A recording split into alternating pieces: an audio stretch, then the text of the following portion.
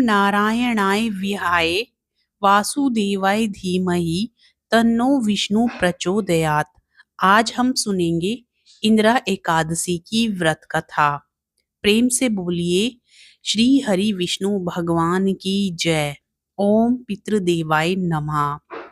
धर्मराज युधिष्ठिर कहने लगे कि हे भगवान, मैंने भाद्रपद शुक्ल पक्ष एकादशी अर्थात पाशर्व एकादशी का सविस्तार वर्णन सुना।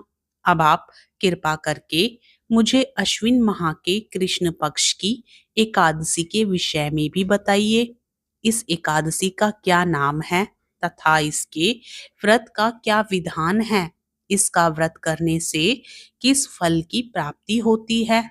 भगवान श्री कृष्ण कहने लगे कि अश्विन कृष्ण एकादशी का नाम इंदिरा एकादशी है। यह एकादशी पापों को नष्ट करने वाली तथा पितरों को अधोगति से मुक्ति देने वाली होती है। हे राजन, ध्यान पूर्वक तुम इसकी कथा सुनो। इसके सुनने मात्र से ही वाजपेयी यज्ञ का फल मिलता है। प्राचीन काल में सतयुग के समय में महिष्मति नाम की एक नगरी में इंद्रसेन नाम का एक प्रतापी राजा धर्म पूर्वक अपनी प्रजा का पालन करते हुए शासन करता था। वह राजा पुत्र पौत्र और धन आदि से संपन्न और भगवान विष्णु का परम भक्त था। एक दिन जब राजा सुखपूर्वक अपनी सभा में बैठे थे तो आकाश मार्ग से महर्षि नारद उतरकर उसकी सभा में आए। राजा उन्हें देखते ही हाथ जोड़कर खड़े हो गए और विधि पूर्वक आसन व अर्घ्य दिया। सुख से बैठकर मुनि ने राजा से पूछा कि हे राजन, आपके सातों अंग कुशल पूर्वक तो हैं, तुम्हारी बुद्धि धर्म में और तुम्हारा मन विष्णु भक्ति में तो रहता है। देवर्षि नारद की ऐसी बातें सुनकर राजा ने कहा, हे महर्षि, आपकी कृपा से मेरे राज्य में सब कुशल है तथा मेरे यहाँ यज्ञ कर्मादि सुकृत हो रहे हैं। आप कृपा करके अपने आगमन का कारण कहिए। तब ऋषि कहने लगे कि हे राजन, आप आश्चर्य देने वाले मेरे वचनों को सुनो। मैं एक समय ब्रह्मलोक से यमलोक को गया। वहां श्रद्धा पूर्वक यमराज से पूजित होकर मैंने धर्मशील और सत्यवान धर्मराज की प्रशंसा की। उसी यमराज की सभा में महान ज्ञानी और धर्मात्मा तुम्हारे पिता को एकादशी का व्रत भंग होने के कारण देखा। उन्होंने संदेशा दिया, सो मैं तुम्हें कहता हूँ। उन्होंने कहा कि पूर्व जन्म में कोई विघ्न हो जाने के कारण मैं यमराज के निकट रह रहा हूँ। सो हे पुत्र, यदि तुम अश्विन कृष्ण इंदिरा एकादशी का व्रत मेरे निमित्त करो तो मुझे स्वर्ग की प्राप्ति हो सकती है। इतना सुनकर राजा कहने लगा कि हे महर्षि, आप इस व्रत की विधि मुझसे कहिए।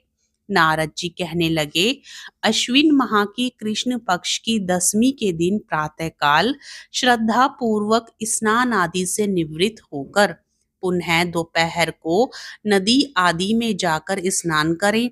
फिर श्रद्धा पूर्वक पितरों का श्राद्ध करें और एक बार भोजन करें। प्रातःकाल होने पर एकादशी के दिन दातुन आदि करके स्नान करें। फिर व्रत के नियमों को भक्ति पूर्वक ग्रहण करता हुआ प्रतिज्ञा करें कि मैं आज संपूर्ण भोगों का त्याग कर निराहार एकादशी का व्रत करूंगा। हे अच्युत, हे पुंडरीकाक्ष, मैं आपकी शरण में हूँ, आप मेरी रक्षा कीजिए। इस प्रकार नियम पूर्वक शालीग्राम की मूर्ति के आगे विधि पूर्वक श्राद्ध करके योग्य ब्राह्मणों को फलाहार का भोजन कराएं और दक्षिणा दें।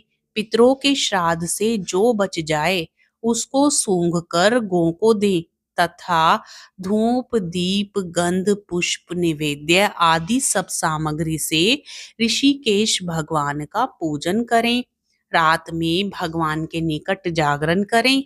इसके पश्चात द्वादशी के दिन प्रातः काल होने पर भगवान का पूजन करके ब्राह्मणों को भोजन कराएं।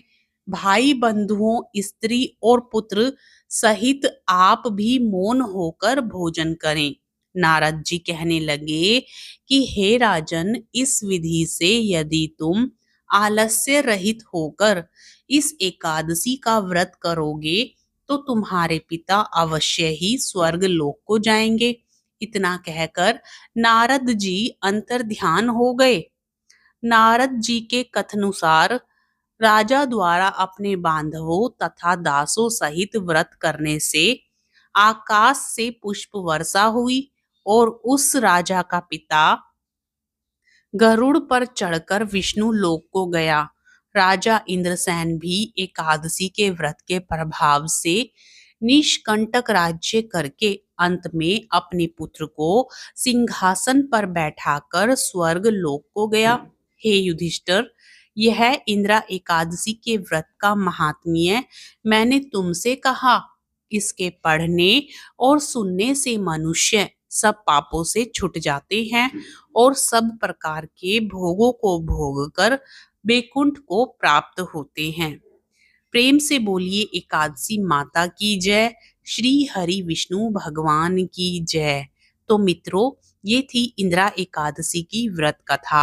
आपको यह कथा पसंद आए तो वीडियो को लाइक करके चैनल को जरूर सब्सक्राइब कर लें और कमेंट बॉक्स में जय एकादशी माता जरूर लिखें। हरे कृष्णा, राधे राधे।